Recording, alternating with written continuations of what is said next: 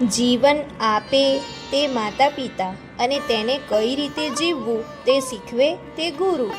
અજ્ઞાનીને જ્ઞાની કરનાર, અવગુણોને દૂર કરનાર, અંધકારને પ્રકાશિત કરનાર ભગવાન રૂપી ગુરુને ગુરુ પૂર્ણિમાની ખૂબ ખૂબ શુભેચ્છા.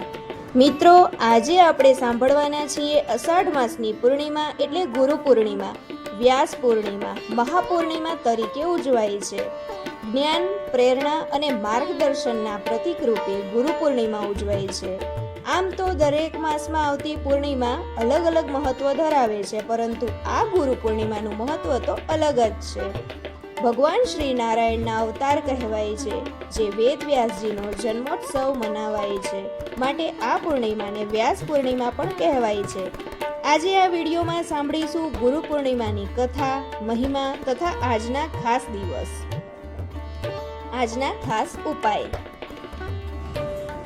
બોલો પરમ ગુરુ પરમાત્માની જય. મિત્રો, હિન્દુ ધર્મમાં ગુરુ પૂર્ણિમાનું ઘણું મહત્વ છે. પૂર્ણિમા અર્થાત પૂર્ણ કળાએ, 16 કળાએ ખીલેલા ચંદ્રમાના દર્શન. રાત્રે જ ચંદ્રમાના દર્શન થાય છે. ત્યારે આપણે ચંદ્રમાની પૂજા અર્ચના કરીએ છીએ, વંદન કરીએ છીએ, માં પ્રકૃતિનું સ્મરણ કરીએ છીએ. આ ચંદ્રમા જે અમૃત વરસાવે છે, પ્રકૃતિને નવો આનંદ, ઉત્સાહ, પુષ્ટિ આપે છે. માટે પૂર્ણિમાની તિથિ ઘણી મહત્વપૂર્ણ મનાય છે. આમ તો મહિનામાં એક જ વખત પૂર્ણિમા આવે છે, એક જ વખત અમાવાસ્યા આવે છે. આ બંને તિથિ એવી છે કે જેમાં આપણે ઈશ્વર પરમાત્માની આરાધના કરીએ છીએ, પૂજન કરીએ, ઉપવાસ કરીએ, દાન પુણ્ય કરીએ અને પવિત્ર તીર્થનું સ્મરણ પણ કરીએ. આ દિવસે પવિત્ર તીર્થનું સ્મરણ કરીને ઘરમાં બેઠા બેઠા જ જો સ્નાન પણ કરી લઈએ તો પણ પુણ્યની પ્રાપ્તિ થાય છે. એમાંય ખાસ કરીને આ અષાઢ માસની પૂર્ણિમા એટલે અજ્ઞાન, અંધકારને દૂર કરનાર પૂર્ણિમા છે, ગુરુ પૂર્ણિમા છે. ગુરુજનોની સેવા ઉપાસના થાય છે. ગુરુ એટલે મોટા, ગુરુ એટલે મહાન, ગુરુ એટલે તેજસ્વી, ગુરુ એટલે સાક્ષાત પરમ પિતા પરમાત્મા ભગવાન નારાયણ કહીએ કે જેઓ સૃષ્ટિના પાલનહાર, પોષણ કરતા પિતા છે. ભગવાન બ્રહ્માજી કહીએ કે જેઓ સૃષ્ટિની રચના કરી છે. જે ભગવાન મહાદેવ કે જેઓ સંહારના દેવતા છે. આ ત્રિદેવ ગુરુ સમાન છે. પરંતુ સર્વપ્રથમ પૂજનીય તો માતા છે, જે આપણા કુળદેવી છે. તે પણ પરમ ગુરુ છે. આપણા માતા પિતા, વડીલ, આપણા દાદા દાદી છે, એ બધા પણ આપણા ગુરુ સમાન છે. ગુરુ એટલે જેના તરફથી આપણને જ્ઞાન પ્રાપ્ત થાય છે, સમજણ પ્રાપ્ત થાય છે, તે ગુરુ છે. માટે આજે ગુરુની વંદના થાય છે. જો ગુરુ દીક્ષા લીધેલી હોય તો તે ગુરુને પણ વંદન કરવા જોઈએ, ગુરુનો મંત્ર જાપ કરવો જોઈએ. આજે ચંદ્રમાની પૂજાનું વિધાન છે. સાથે ચંદ્રમૌલેશ્વર ભગવાન મહાદેવને સમર્પિત આ પૂર્ણિમા હોય માટે આજે શિવ પૂજન પણ મહત્વ બની જાય છે. ભગવાન મહાદેવ, દેવી પાર્વતી સહિત ધૂપ, દીપ, નિવેદ, પુષ્પદલ, બેલપત્ર આદિ ચડાવીને ભગવાનની પ્રાર્થના થાય છે, જેથી મોક્ષની પ્રાપ્તિ થાય છે. આજે સત્યનારાયણ દેવની કથાનું પણ વિધાન છે. સત્યનારાયણ દેવની કથા ઘરે પણ કરી શકાય છે અને મંદિરે જઈને પણ કથા સાંભળી શકાય છે. આ કથા બ્રાહ્મણ દ્વારા પણ કરી શકાય છે અને આપણે જાતે પણ કરી શકાય છે. સાંભળી પણ શકીએ છીએ તો પણ પુણ્ય અર્ચિત થાય છે. કારણ કે કલયુગમાં સત્યનારાયણ દેવની પૂજા ઉપાસનાનું ઘણું મહત્વ છે. કલયુગ એટલે કે જેમાં પાપ સર્વોપરી પોકારે છે. ત્યારે આપણે સત્ય સંકલ્પ ભગવાન સત્યનારાયણ દેવની જો ઉપાસના કરીશું તો પુણ્ય અર્ચિત અવશ્ય થશે. ધર્મ, અર્થ, કામ, મોક્ષ આપનારી સત્યનારાયણ ભગવાનની કથા છે. આજે દેવી લક્ષ્મીજીનો જન્મોત્સવ પણ મનાવાય છે. દરેક પૂર્ણિમા છે, દરેક અમાવાસ્યા લક્ષ્મીજી સાથે સંકળાયેલી છે. ચંદ્રદેવ કે જે પૂર્ણિમાના દેવતા ગણાય છે, તેમનો આજે જન્મદિવસ મનાવાય છે અને ચંદ્રદેવના બહેન છે લક્ષ્મીજી. માટે આજે ભાઈ બહેનની પણ પૂજા થાય છે. અખંડ લક્ષ્મીનો વાસ રહે છે. જ્યારે પણ આપણે લક્ષ્મીજીની સાથે તેમના પતિદેવ શ્રી નારાયણની પૂજા કરીએ છીએ ત્યારે ઘરમાં બરકત રહે છે, આરોગ્ય અને સૌભાગ્ય પણ પ્રદાન થાય છે. કારણ કે અષ્ટલક્ષ્મીના રૂપમાં દેવી લક્ષ્મીજીની પૂજા થાય છે, જેમાં સૌભાગ્ય લક્ષ્મી, સંતાન લક્ષ્મી, આદિ લક્ષ્મી, ધાન્ય લક્ષ્મી, આ રીતે વિવિધ લક્ષ્મી આપણને સૌભાગ્ય સુખ આપે છે. આજે જ્યારે ચંદ્રોદય થાય છે ત્યારે ચંદ્ર પૂજન થાય છે. જો આકાશમાં વાદળછાયું વાતાવરણ હોય તો વર્ષા ઋતુની સિઝન હોય અને ચંદ્ર દર્શન ન થાય તો પણ જ્યારે ચંદ્ર ઉદય થાય તે સમયની આસપાસ ચંદ્રદેવનું સ્મરણ કરી લેવું જોઈએ અને ત્યારબાદ વ્રત ખોલી શકાય છે. પૂર્ણિમાનું વ્રત એક ટાઈમ ભોજન લઈને પણ કરી શકાય છે. જે રીતે આપણે મનમાં સંકલ્પ કર્યો હોય તે રીતે વ્રત કરવું જોઈએ. વ્રત ન થાય તો ચિંતા ન કરવી, આપણે ઈશ્વરની નજીક રહીએ. જો કુંડળીમાં ચંદ્ર ખરાબ હોય તો ચંદ્ર એટલે મન અશાંત રહેતું હોય, માતાનું સુખ ન મળતું હોય તો આજે ચંદ્રદેવને અર્ધી અપાય છે. ચંદ્ર દર્શન થાય કે ન થાય આપણે પ્રાર્થના કરીએ અને આ ગુરુ પૂર્ણિમાની કથા પણ સાંભળવી જોઈએ. પ્રભુને પ્રાર્થના કરવી જોઈએ કે હે ઈશ્વર પરમપિતા પરમાત્મા, હે માતા રાની, આપ મારા અજ્ઞાનના અંધકાર દૂર કરો. હે પરમ ગુરુ પરમાત્મા, હું આપની શરણમાં છું. આ રીતે પ્રભુની પ્રાર્થના કરવી જોઈએ. જો આપણે ગુરુ ધારણા ન કરેલી હોય તો આમ તો જન્મથી જ આપણે ગુરુ પરમપિતા પરમાત્મા જ રહ્યા હોય છે. દરેક ધર્મમાં કોઈને કોઈ દેવી દેવતા ગુરુની પૂજા થતી જ હોય છે.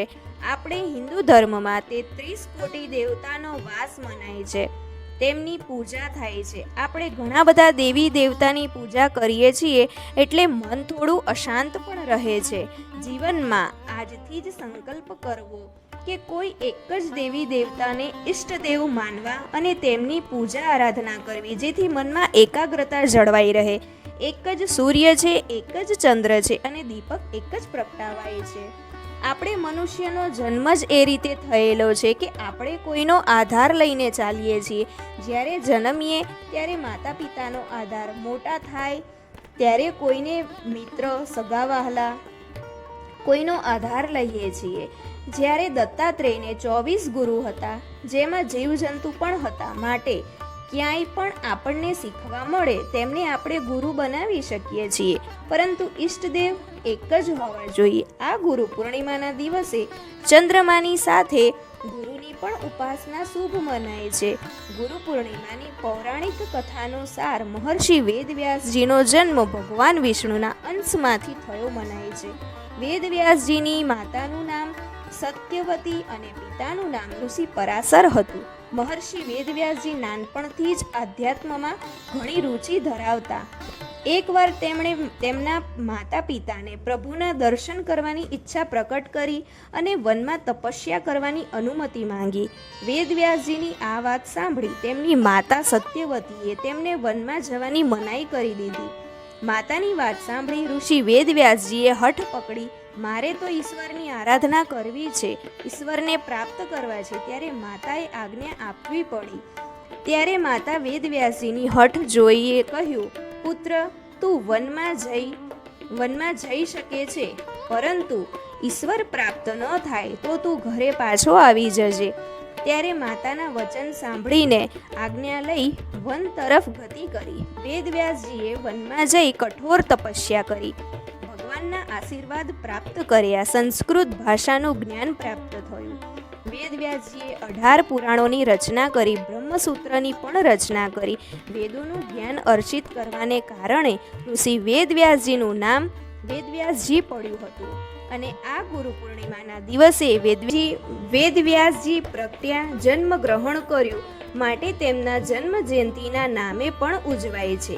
આમ આ ગુરુ પૂર્ણિમાનું એટલા માટે પણ મહત્વ છે કે જે 18 પુરાણોની રચના કરેલી છે. પુરાણોને આપણે અત્યારે વાંચીએ છીએ, સાંભળીએ છીએ, તેમાંથી આપણે જ્ઞાન અર્જિત કરીએ છીએ. તે પુરાણોના રચયિતા વેદવ્યાસજીનો આજે જન્મોત્સવ મનાવાય છે, માટે સૌના ગુરુ વેદવ્યાસજી પણ થયા. આ ગુરુ પૂર્ણિમાનો અર્થ બીજી રીતે જોઈએ તો આધ્યાત્મિક કે ગુરુ પ્રત્યે સન્માન વંદન કરવા માટે આજનો આ દિવસ છે. માટે ગુરુ પૂર્ણિમાનું મહત્વ ઘણું વધી જાય છે. ગુરુ પૂર્ણિમાનું એક મહત્વ એ પણ છે, ભગવાન મહાદેવે પોતાના શિષ્યોને જ્ઞાન અર્પિત કર્યું હતું. મહાન ગુરુઓનો જન્મ આજે જ થયો. એટલા માટે આ પૂર્ણિમાને જ્ઞાન પૂર્ણિમા પણ કહેવાય છે. આ ગુરુ પૂર્ણિમાનો ઉત્સવ હિન્દુ ધર્મમાં જ નહીં, જૈન ધર્મમાં, બુદ્ધ ધર્મ, શીખ ધર્મમાં પણ મનાવાય છે. આમ દરેક ધર્મમાં કોઈને કોઈ ગુરુ હોય છે, કોઈ ઈષ્ટદેવ હોય છે. તેમની પૂજા અર્ચના કરીને આલોક પરલોક સાર્થક કરી શકાય છે. જેમની ઉપર ગુરુની કૃપા હોય તેઓ જીવનમાં ક્યારેય ભટકતા નથી, જ્ઞાન અર્જિત કરી શકે છે, જીવનમાં સન્માનની પ્રાપ્તિ કરે છે. ઈશ્વર સુધી પણ આવા શિષ્યો પહોંચી જાય છે જેમને સાચા ગુરુ પ્રાપ્ત થયા છે. જો ભાગ્યશાળી વ્યક્તિ હોય એને ગુરુ યોગ્ય મળે તો ઈશ્વર ઘણા ઢુકડા છે. પરમપિતા પરમાત્મા ક્યાંય શોધવાની જરૂર નથી, આપણી અંદર જ બિરાજમાન છે. દરેક જીવમાં, દરેક ખૂણામાં જ્યાં ઈશ્વરનો વાસ માને છે તે ક્યારેય એ વ્યક્તિ ભટકતો નથી અને આવા જીવ મુક્તિના અધિકારી બની જાય છે. ઈશ્વરની રચના છે આ સૃષ્ટિ, આપણે સૌ આ ઈશ્વરની રચના છીએ, માટે આપણી અંદર ઈશ્વરનો વાસ કેમ ન હોય?